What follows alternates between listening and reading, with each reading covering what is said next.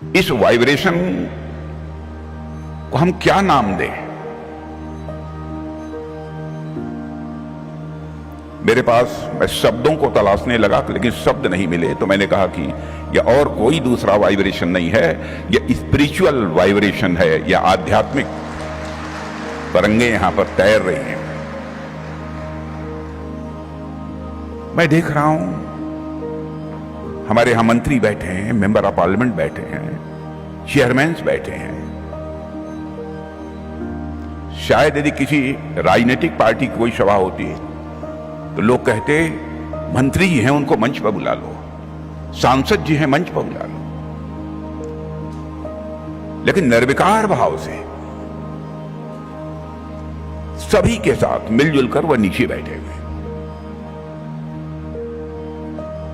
इस स्थान का करिश्मा है कि इस प्रकार के भाव चाहे कोई कितनी भी ऊंची कुर्सी पर क्यों न बैठा हुआ हो, उसके अंदर पैदा होते हैं।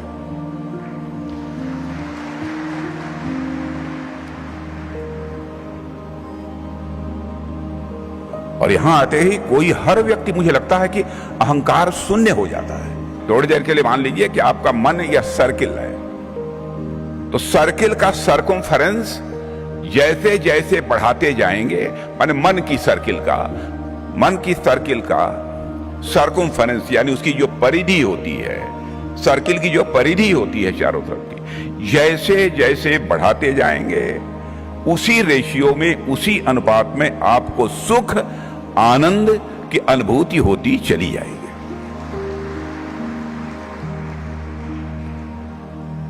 और आपने कहा कि सुख की बात आपने कर दी, आनंद की बात कर दी, लेकिन परमानंद भी तो होता है। परमानंद की कोई सीमा नहीं होती है। परमानंद जिसको प्राप्त हो गया उसको तो परमात्मा की प्राप्ति हो गई। पूरी सृष्टि का संचालन करने वाली जो सत्ता है उसकी प्राप्ति हो गई।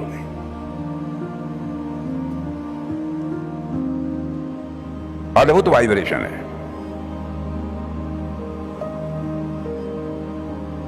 मैं तो कहता हूं कि सज्जन लोगों की बात तो छोड़िए, शायद इस स्थान पर कोई बहुत शातिर भी आ जाए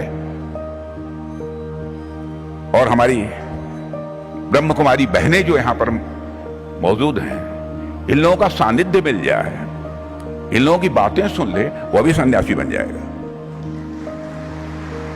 लेकिन इस कार्यक्रम में आप लोगों ने मुझे आमंत्रित किया, मुझे प्रसन्नता हुई है। मैं आप सभी का आभार व्यक्त करना चाहता हूं कि आपने मुझे अवसर दिया है और यहां आप अपने राजयोग साधना के माध्यम से आध्यात्मिक ऊर्जा की तरंगों को आपने फैलाया है, उसे मैं सहज अनुभव कर सकता हूं।